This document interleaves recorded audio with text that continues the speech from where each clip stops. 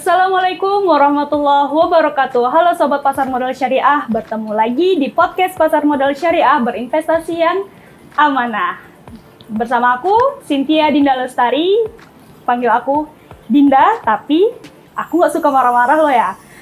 Oh ya Sobat, hari ini aku nggak sendirian loh. Aku ditemani oleh seorang Deputi Direktur Pasar Modal Syariah Otoritas Jasa Keuangan. Beliau adalah Bapak Arif Mahfud. Halo Pak Arif, Assalamualaikum Pak. Waalaikumsalam warahmatullahi wabarakatuh. Gimana kabarnya Pak? Alhamdulillah baik. Alhamdulillah baik ya Pak. Hari ini di luar cerah Pak, biasanya hujan Jakarta ya Pak? Ya Alhamdulillah kita syukuri hujan atau cerah itu nikmat Allah. Iya Alhamdulillah. Ya Pak, selamat datang di podcast Pasar Modal Syariah Pak. Ya semoga kita bisa sharing nih Pak dengan teman-teman yang lagi nonton podcast kita. Nah Pak, jadi hari ini tuh kita pengen bahas transaksi saham itu judi. Kamu nanya gitu Pak, anak sekarang tuh Pak, lagi ngehits banget tentang kalau misalnya kita lagi nanya tuh Pak, pasti mereka balik nanya.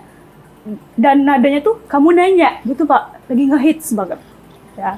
Nah, semoga apa yang kita share hari ini bermanfaat buat teman-teman semuanya. Gitu. Nah Pak, ngomongin soal saham nih ya, sebenarnya dalam transaksi saham itu diperbolehkan atau enggak sih Pak? Oke, baik Dinda. Jadi bicara tentang saham, kita harus tahu saham itu apa dulu ya. Saham itu adalah bukti kepemilikan atas suatu perusahaan. Jadi memang ada barangnya yang pertama ya. Ada perusahaannya, bukan investasi yang abal-abal yang tidak jelas barangnya. Nah itu saham itu ya. Ya.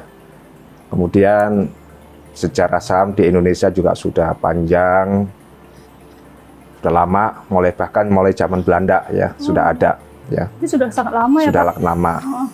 Dan kalau kita bicara syariah, ya Alhamdulillah sudah ada baik itu fatwa dari Dewan Syariah Nasional, Majelis Ulama Indonesia maupun peraturan yang sebelum ada OJK itu ada peraturan Bapepam LK, kemudian setelah adanya OJK menjadi peraturan Otoritas Jasa Keuangan. Itu sebagai landasan hukum syariah maupun hukum positif di Indonesia terkait dengan saham.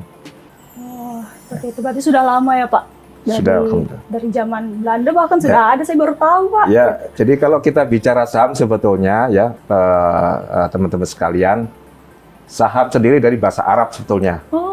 Ya, musyahamah ya.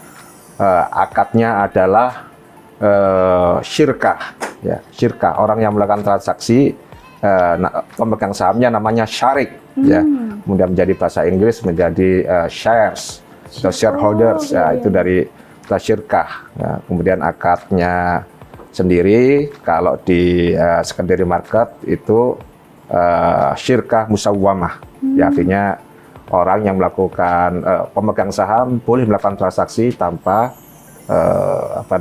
minta persetujuan terlebih dahulu dari para syarik yang lain atau pemegang saham yang lain.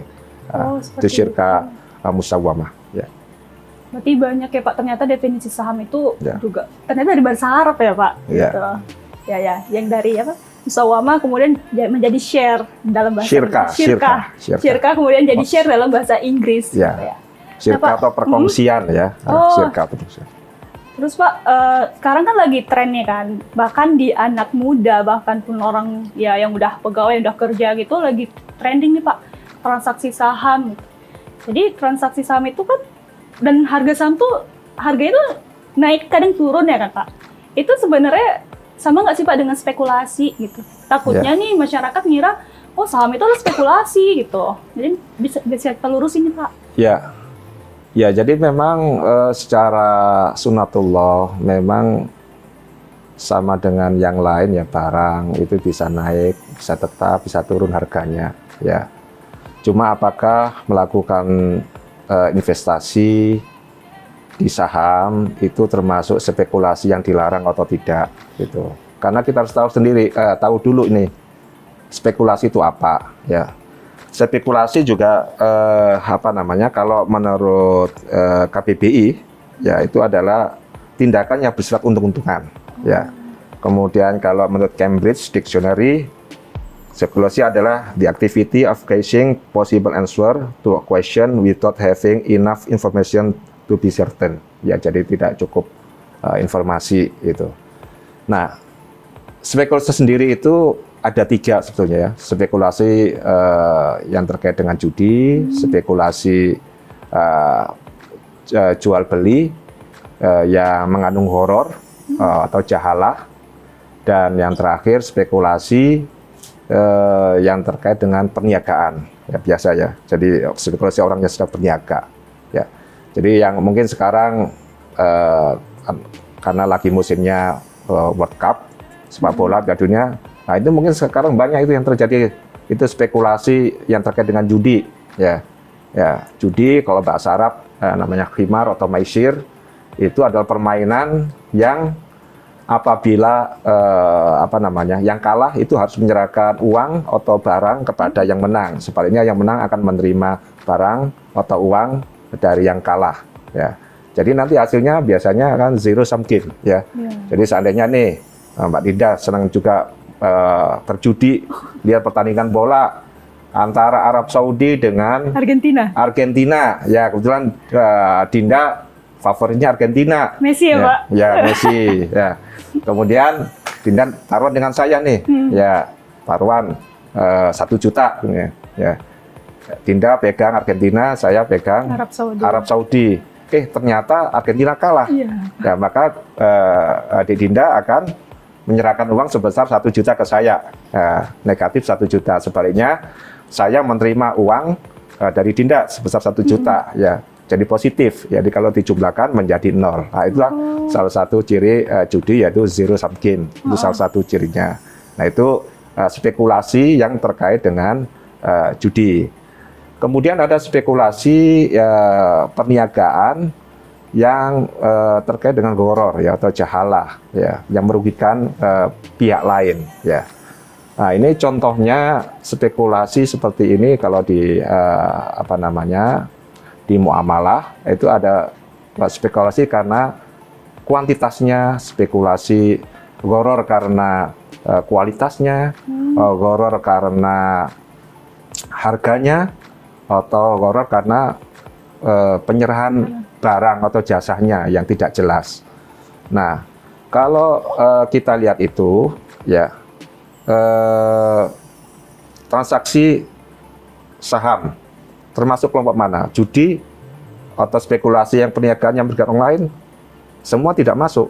Karena kalau yang tadi ya, contoh judi, zero sum game, ya, seandainya Dinda beli saham katakanlah Telkom 4.000, kemudian Telkom naik menjadi 4.500, ya, apakah nanti ada pihak yang rugi?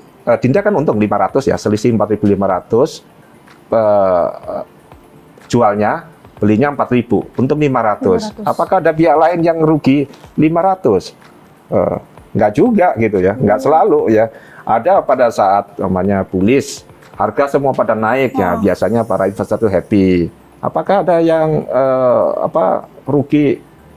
Ada juga, tapi nanti kalau dijumlahkan nggak nol ya. Itu seperti itu ya. Jadi harga saham tidak menyebabkan pihak lain mengalami kerugian secara kalau dikonfrontir gitu ya. Jadi itu tidak seperti itu. Kemudian mengenai gharar ya, gharar ketidakpastian kuantitasnya. Di transaksi saham jelas itu bid and offer-nya berapa jumlahnya, berapa yang harus diserahkan, kualitasnya juga jelas. Anda kalau mau harga yang saham yang mahal ada, yang murah ada, jelas kualitasnya, saham yang bagus, siap tidak bagus ya. Kemudian penyerahannya juga jelas, mau transaksi cash atau transaksi T+3, itu jelas penyerahannya ya. Kemudian harganya juga jelas, yang matching itu itu yang terjadi ya, itu yang ijab kabulnya. Kalau bid and offer harganya nggak ketemu ya tidak terjadi transaksi. Nah, itulah makanya terkait dengan transaksi saham itu bukan gharar yang terkait dengan perniagaan yang dilarang, tapi adalah transaksi spekulasi yang niaga biasa ya. Karena pada dasarnya perdagangan, investasi di luar saham pun juga itu spekulasi ya. Jadi kalau umpamanya saya nih penjual katakanlah cabai gitu ya. Ya, wah ini harga akan naik, saya akan beli cabai akan lebih banyak supaya nanti keuntungannya saya lebih bisa maksimal. Nah itu spekulasi juga, tapi itu spekulasi yang biasa yang terkait dengan perniagaan, bukan spekulasi yang terkait dengan judi atau yang terkait dengan goror seperti itu. Ya. Berarti memang jadi di transaksi saham itu sebenarnya beda ya Pak sama spekulasi gitu. Sebetulnya spekulasi, tapi spekulasi yang tidak terkait dengan judi atau spekulasi yang terkait dengan goror itu tadi ya. Jadi Pak, jadi tidak selalu spekulasi itu dilarang, tidak selalu ya. Yang dilarang spekulasi yang terkait dengan goror, ketidakpastian, ya ketidakpastian, dan yang terkait dengan judi, tidak seperti itu. Jadi kalau transaksi saham dalam perspektif pasar modal syariah itu bagaimana Pak? Nah, ini kalau perspektif syariah yang jelas sudah ada fatwanya ya dari DSN. Sudah agak lama ya fatwanya, mulai fatwa 40 tentang pasar modal dan pedoman umum penerapan syariah di pasar modal itu tahun 2003 fatwa nomor 40. Kemudian ada fatwa nomor 80 tahun 2011 tentang penerapan prinsip syariah dalam mekanisme perdagangan efek bersifat ekuitas di pasar reguler bursa efek. Kemudian yang terakhir diperkuat dengan adanya fatwa Dewan Syariah Nasional Majelis Ulama Indonesia nomor 135 tahun 2020 tentang saham. Nah itu fatwa yang dikeluarkan oleh DSN MUI. Kemudian di AOIV Syariah Standar nomor 21 ya. AOIV itu salah satu yang menerbitkan organisasi yang menerbitkan syariah standar tentang financial paper, baik itu share maupun bond, itu dikatakan it is permitted to buy and sell shares of corporation, ya, baik itu the acquisition of the share with the aim of profiting from it, ya, artinya dengan tujuan untuk keuntungan, ya, untuk investasi, ya, jadi keuntungan investasi itu salah satunya untuk mendapatkan dividen, ya, atau or dealing in it, ya, the intention of benefiting from the difference in price. Nah, jadi ini selisih harga. Jadi dari AOIV Syariah Standar sendiri memperbolehkan, ya. Kemudian ada pendapat dari Syariah Scholars, ya, prominent Syariah Scholars, almarhum Wahbah Az-Zuhaili dalam Al-Fiqh Al-Islami wa Adillatuhu Juz 3 halaman 1841 dikatakan bermuamalah dengan saham hukumnya boleh, ya, bermuamalah dengan saham hukumnya boleh, ya. Jadi itu landasan syariah terkait dengan saham, baik itu pembelian di awal maupun di secondary marketnya. Berarti secara garis besar ya kalau kita bertransaksi saham itu boleh ya Pak? Boleh. Ya, boleh. Ya. Ya, berarti boleh. Tapi ada batas-batasannya, ya. Jadi kaidah fikihnya adalah pada dasarnya bermuamalah itu boleh kecuali ada dalil yang melarangnya. Ya, bolehnya sampai mana? Untuk pembelian atau transaksi saham yang memenuhi kriteria syariah, karena tidak seluruh saham boleh, umpamanya saham dari produsen minuman keras itu nggak boleh kita membeli atau mentransaksikan, karena itu jelas di AOIV standar juga dikatakan itu, di fatwa DSN juga dikatakan itu tidak boleh. Artinya hanya untuk saham-saham yang permissible, ya. Jadi untuk saham yang diperbolehkan. Oke. Pak, mungkin satu pertanyaan lagi nih. Ini kan di transaksi saham itu saya sering dengar tuh Pak, ada scalping, short selling, ya, margin. Itu bedanya apa sih Pak? Ya, jadi kalau scalping itu kan masalah terkait dengan durasi transaksi, ya. Jadi ada orang berinvestasi saham, transaksinya itu dalam waktu cepat jual belinya, ya. Pagi beli, nanti kira-kira 1 jam lagi jual. Ada yang seperti itu. Durasinya singkat ya Pak? Singkat. Kemudian ada yang memang transaksinya pagi beli, nanti sore jual. Atau yang agak panjang juga, saya beli di hold dulu, kemudian seminggu atau sebulan itu baru jual. Ya, itu ya tergantung dari tipenya orang masing-masing. Itu scalping. Kemudian margin trading, ya. margin trading itu adalah fasilitas yang diberikan oleh perusahaan efek, ya. Jadi kalau saya nasabahnya perusahaan efek A, karena saya nasabah sudah lama, ya kadang-kala untuk perusahaan efek itu memberikan fasilitas margin, ya. Fasilitas margin itu artinya pembiayaan oleh perusahaan efek kepada saya, ya, kepada nasabahnya. Seandainya modal saya 100 gitu ya, maka fasilitas margin itu saya boleh melakukan transaksi di atas 100, ya, maksimal 200 sesuai dengan ketentuan. Jadi fasilitas marginnya itu seperti itu.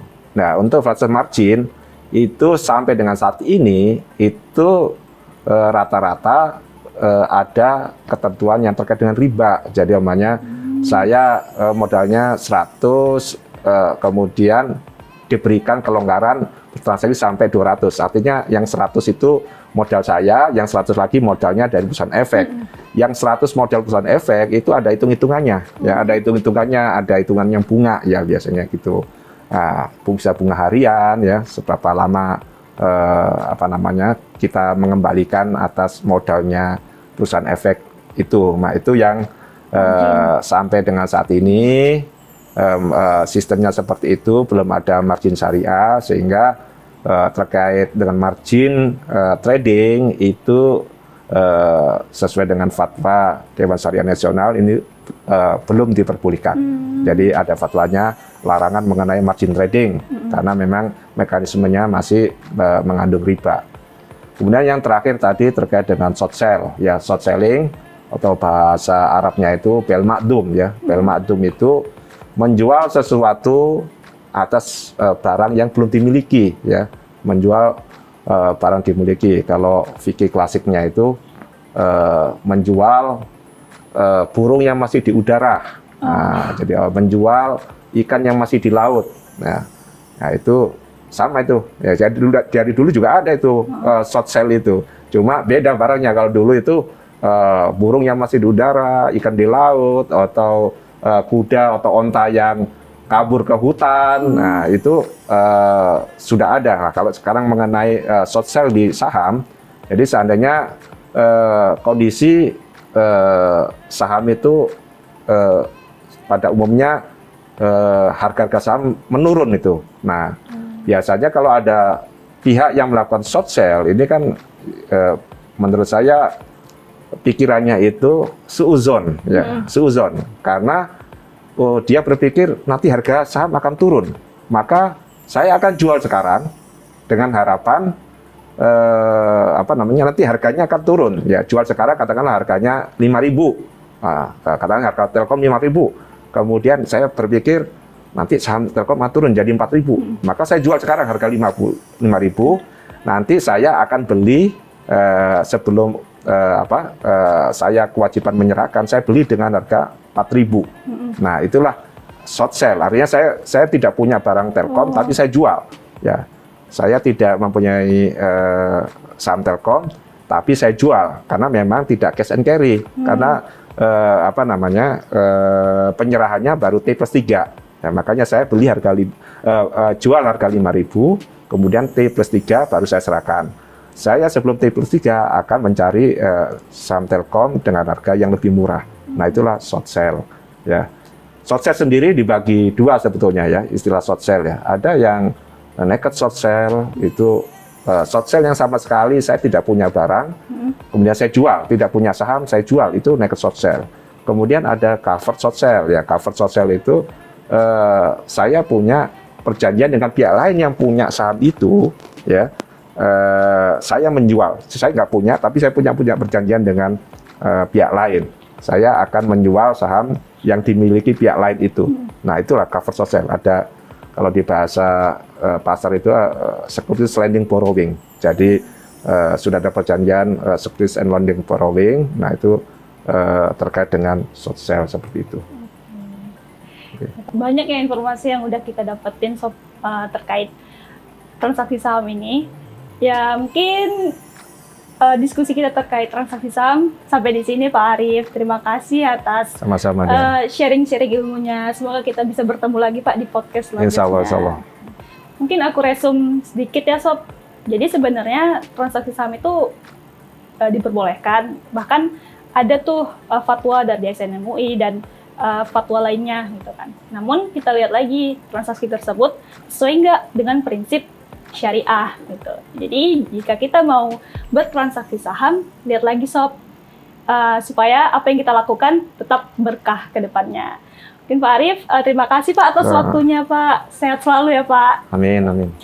Baiklah sob, sampai di sini podcast kita pada hari ini tentang transaksi saham judi atau enggak. Kamu nanya.